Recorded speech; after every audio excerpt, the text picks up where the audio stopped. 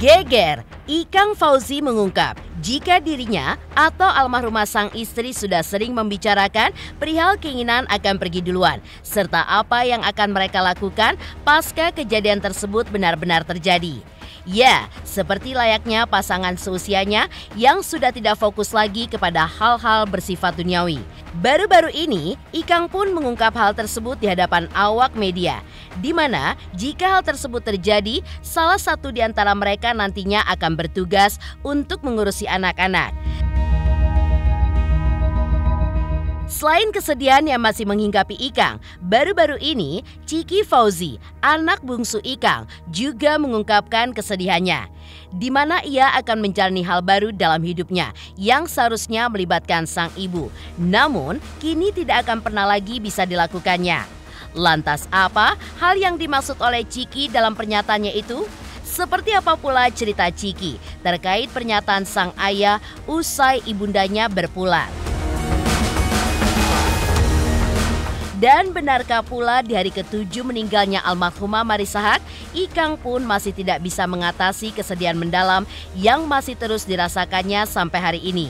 Pemirsa, bersama Intens Investigasi, kami hadirkan kabar terkini, terpercaya, dan teraktual. Tetapi sebelumnya, jangan lupa untuk like, subscribe, dan juga share channel YouTube ini.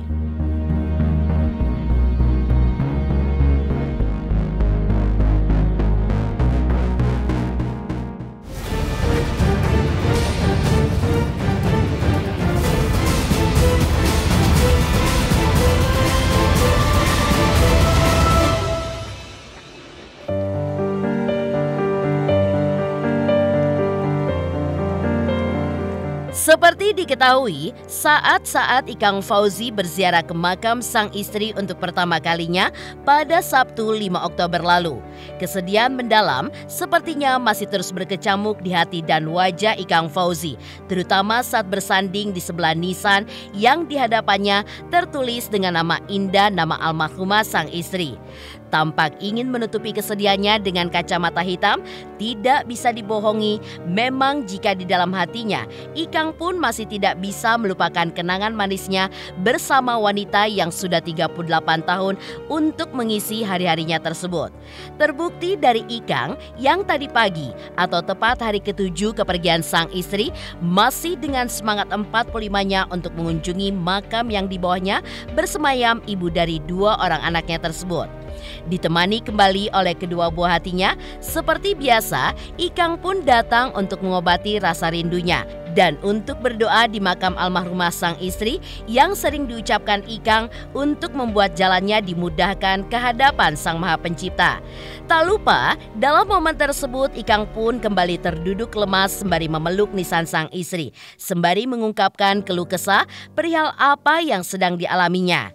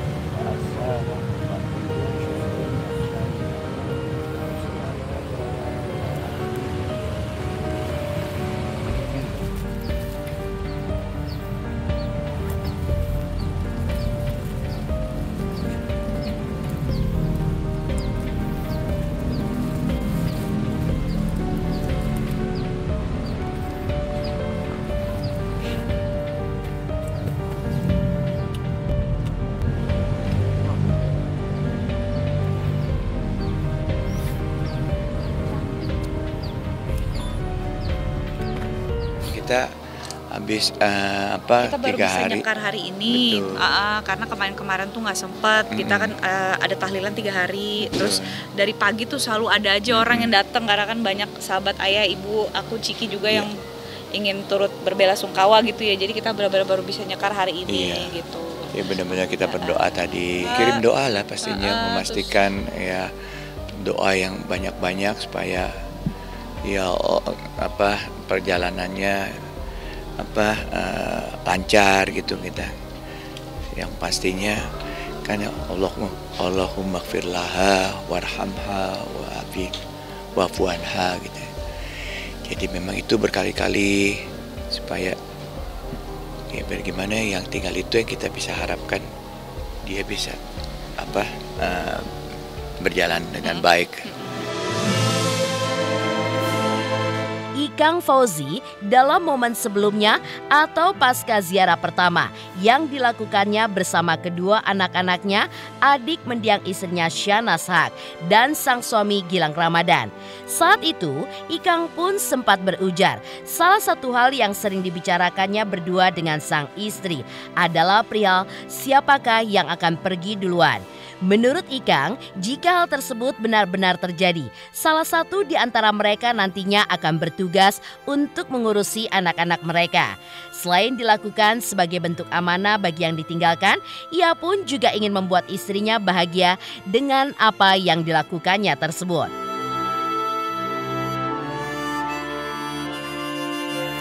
7 hari ya setelah meninggalnya ibunda kami tercinta Marissa Haq.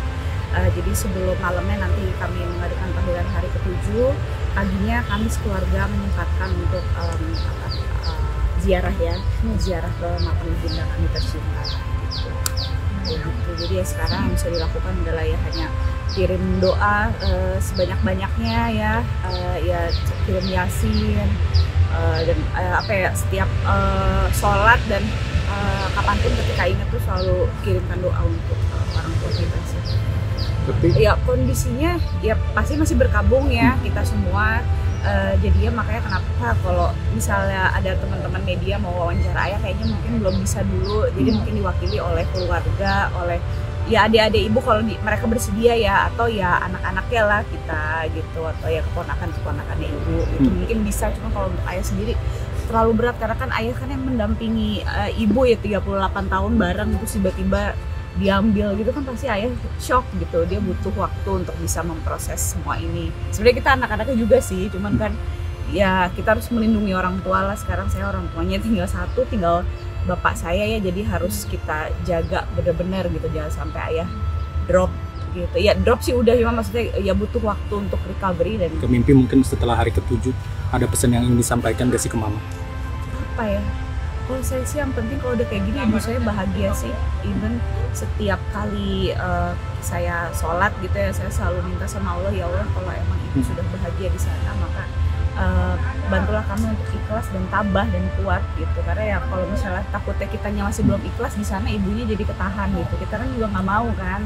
Karena emang proses mengikhlaskan tuh gampang ngomongnya, tapi menjalani prosesnya itu berat sekali gitu. Terutama jika kita sayang sekali sama orang tua kita ya, sama almarhumah ibu saya gitu. Tapi memang ternyata level paling tinggi dalam mencintai itu adalah mengikhlaskan gitu. Dan sekarang kita sekeluarga sedang menjalani prosesnya ya, dan berusaha untuk bisa ikhlas dan menerima kalau ibu jasadnya aja yang nggak ada, tapi sebenarnya jiwanya selalu ada di hati kita semua. Ya kalau kita sih, kalau boleh jujur, saya belum mau ibu saya pergi. Ya, siapa yang mau ya? Nggak ada, pasti nggak ada yang siap, meskipun emang kematian itu adalah hal yang pasti menghampiri kita semua gitu.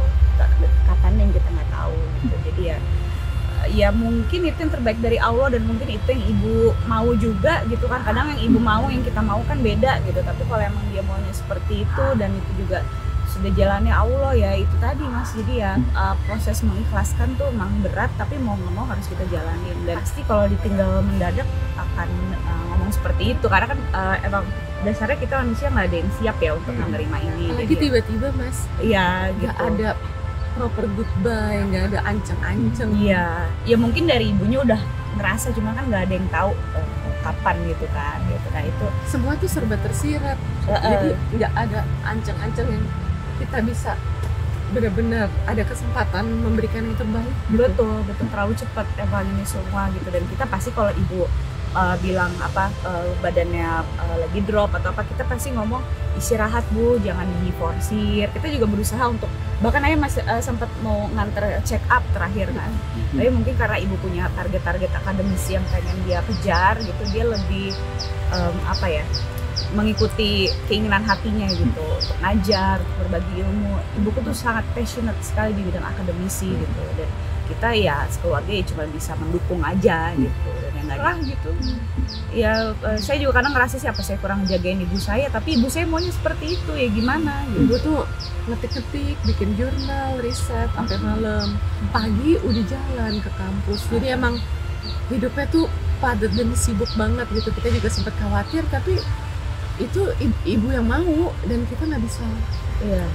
Doa cara mau rasa ini itu sekarang cuma paling doa ya, ziarah. Ayah juga gitu. Terima kasih kepada teman-teman semua, baik itu kerabat dekat ibu, keluarga ya, saudara-saudara yang udah membantu dari proses pemakaman sampai sekarang juga. Alhamdulillah bantuan tuh terus datang, nggak kita minta, padahal kita kan penting doa aja.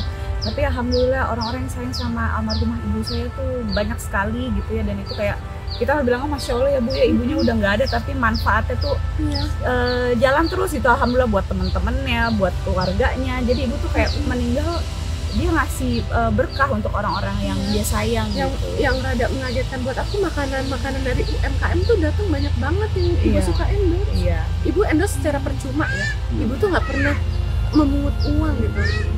Dan iya, kayak saat-saat kayak gini tuh justru banyak banget datang bertubi-tubi bantuan, maaf nggak putus-putus dalam bentuk apapun gitu, kayak Masya Allah ibu. Jadi ya tinggal kita aja yang mau mengalokasikannya buat apa gitu ya, untuk sumbangan atas nama ibu, atau nanti yang makam mau kita percantik lagi.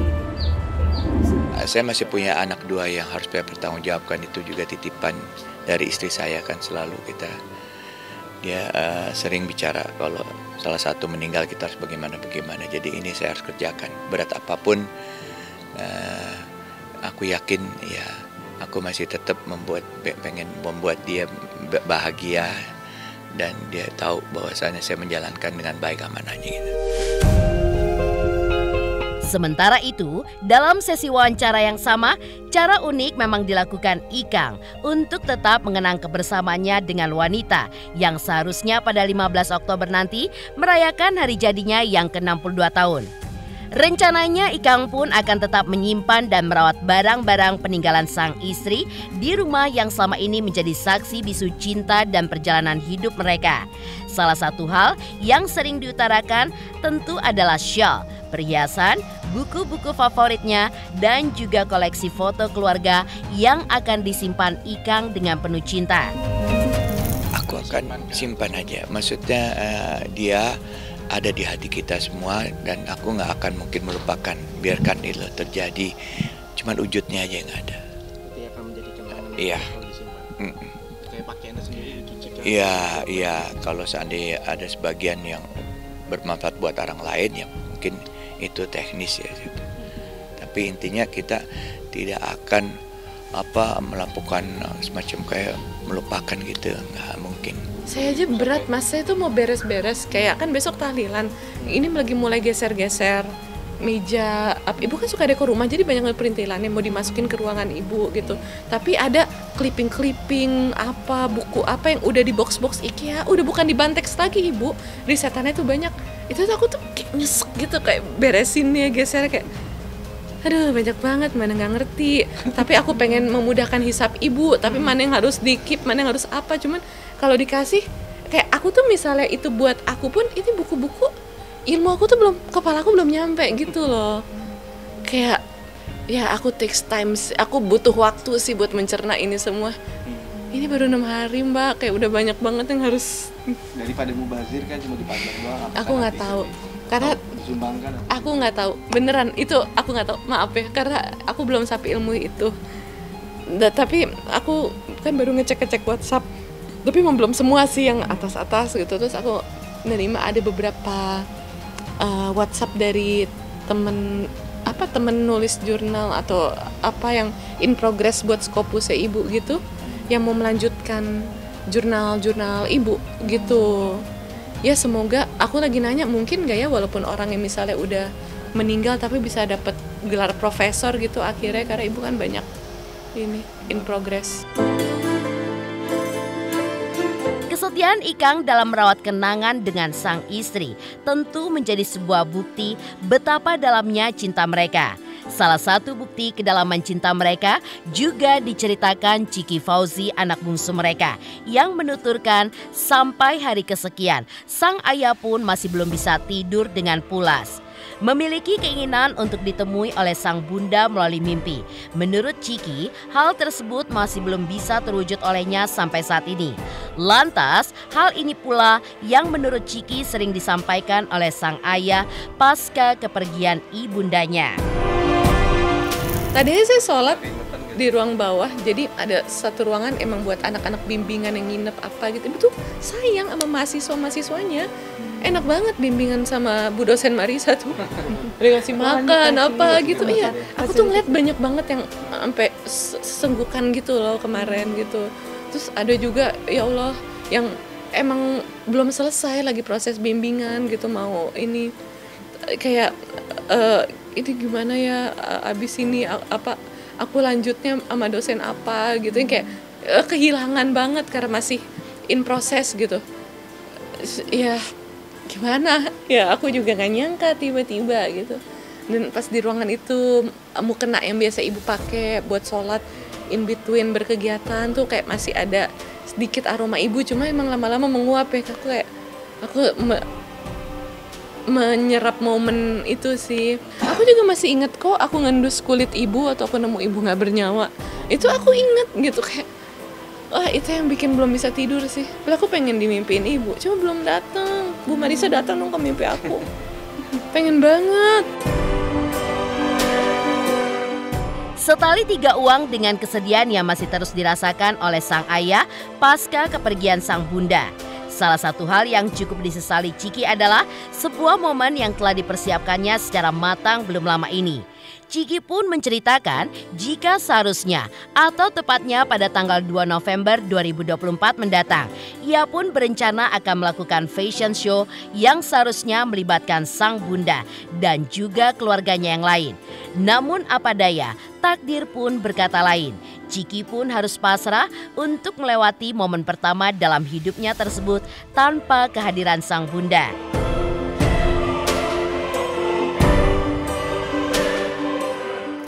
Iya, cuma ibu bilang kayak ibu jalannya tuh nggak apa-apa Bu, santai aja, kan ibu dulu model ya. Terus kayak ibu tuh rada nggak pede karena sekarang kayak ngerasa udah nggak cantik. Aku tuh nggak apa-apa ibu, be yourself, ibu tetap cantik buat aku, nggak apa-apa ibu gitu, nggak, karena modelnya Muse nggak harus yang model gimana gitu. Tadi yang ada mau kakak aku, ibu sama ya ada beberapa temen aku. Tiba-tiba ibu meninggal, aku masih nyerna kan. Terus aku baru tadi kayak bilang ke orang IN2MF, nama acara IN2MF. Terus nanti datang lagi ya. Terus apa ini aku boleh gantiin tante-tante aku nggak dua-duanya gitu. Terus kata mereka sih boleh gitu. Sementara itu, sebelumnya Isabella Fauzi juga sempat mengungkapkan kondisi sang ayah yang masih diliputi kesedihan. Seperti apa Bella mengungkapkan kesedihan sang ayah? Pemirsa Intens Investigasi, jangan lupa saksikan terus Intens Investigasi setiap hari Senin sampai dengan Jumat, tayang 5 kali sehari. Dan Sabtu tayang 3 kali sehari, yaitu pada pukul 11 siang, 12 siang, 3 sore, 5 sore, dan 6 sore. Tentunya hanya di YouTube channel. Dan pastikan jangan lupa untuk like, subscribe, share, dan komen channel Intens Investigasi. Feby Marcelia mau ngingetin, jangan lupa saksikan Intens setiap hari Senin sampai Jumat 5 kali sehari dan hari Sabtu 3 kali sehari. Dan jangan lupa juga di like, komen, dan subscribe. Bye-bye.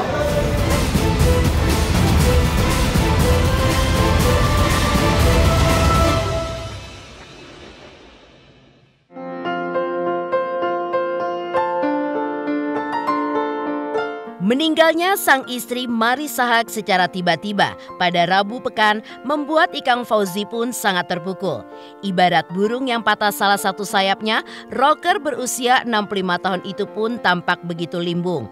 Bahkan saat kembali menggelar pengajian di hari Jumat 4 Oktober 2024 lalu, Ikang Fauzi masih terlihat terpukul pasca ditinggal sosok wanita yang paling dicintainya tersebut. Meski begitu, anak tertua mereka Isabella Fauzi mengungkapkan jika kondisi sang ayah sudah mulai membaik. Namun karena perasaan sedih yang masih berkecamuk di dalam dirinya, maka ia pun belum bisa menerima kunjungan dari awak media untuk melakukan sesi wawancara. Alhamdulillah tanggal hari ketiga berjalan dengan lancar.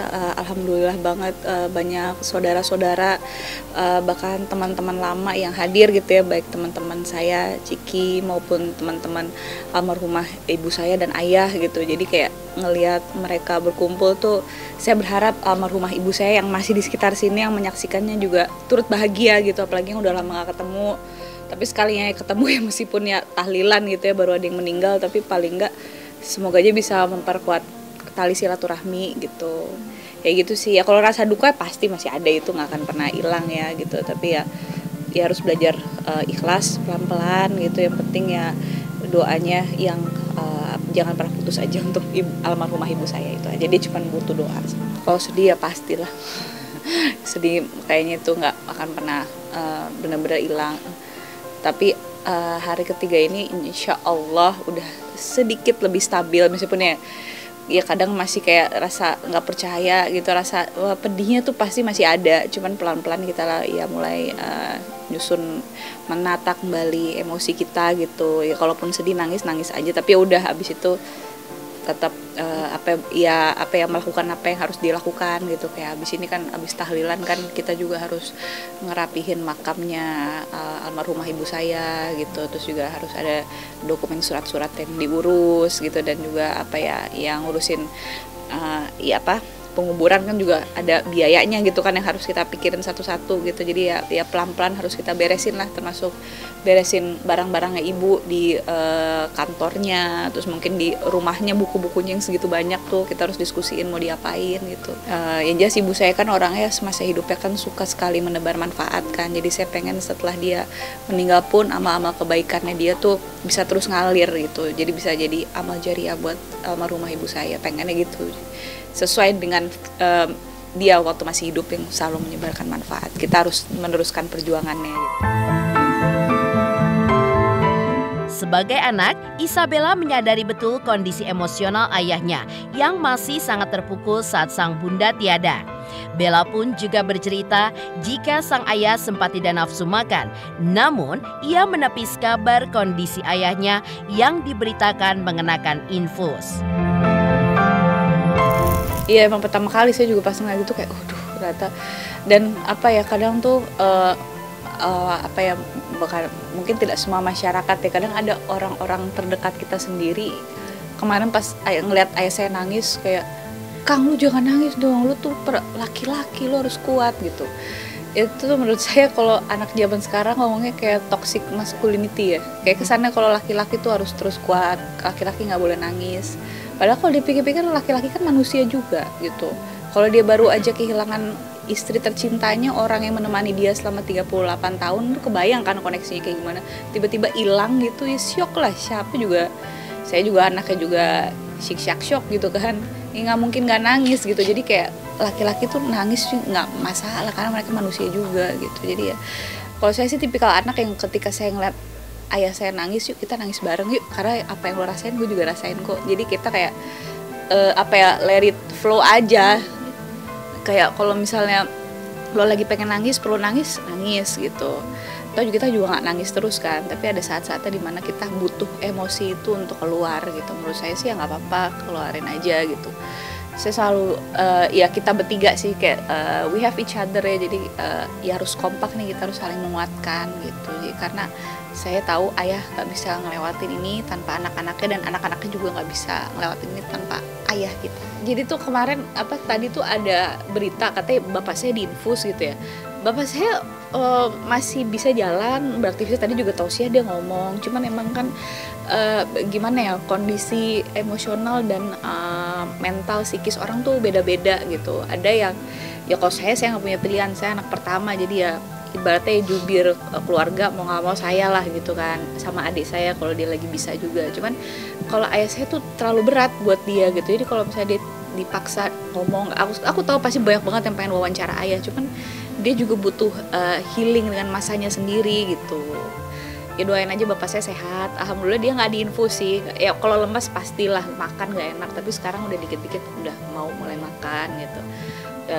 Tapi dia tidak diinfus, itu tidak sesuai dengan berita-berita yang kalian dengar gitu. Cuman emang untuk menghadapi wartawan sekarang bapak saya belum kuat, takutnya belum stabil emosinya. Jadi aku mohon maaf jika teman-teman yang nungguin belum dapat wawancaranya ayah, tapi aku minta dengan segala kerendahan hati pengertiannya juga, karena ayah butuh waktu untuk menyesuaikan keadaan ini gitu. Jadi kalau butuh apa-apa ya saya dan Ciki yang coba cover gitu aja. Semoga cukup mewakili suara keluarga. Atau adik-adik ibu saya juga bisa ditanya kalau emang mereka bersedia. Berat soalnya buat ayah saya tuh paling berat tuh suami gitu. Beda lah sama anak hubungannya. Pasti kalian ngerti lah. Demikian pemirsa, kabar terkini, terpercaya, dan teraktual yang kami hadirkan hari ini. Saksikan terus Intens Investigasi setiap hari Senin sampai dengan Jumat, tayang 5 kali sehari dan Sabtu tayang 3 kali sehari, yaitu pada pukul 11 siang, 12 siang, 3 sore, dan 6 sore. Tentunya hanya di YouTube channel. Dan pastikan jangan lupa untuk like, subscribe, share, dan komen channel Intens Investigasi.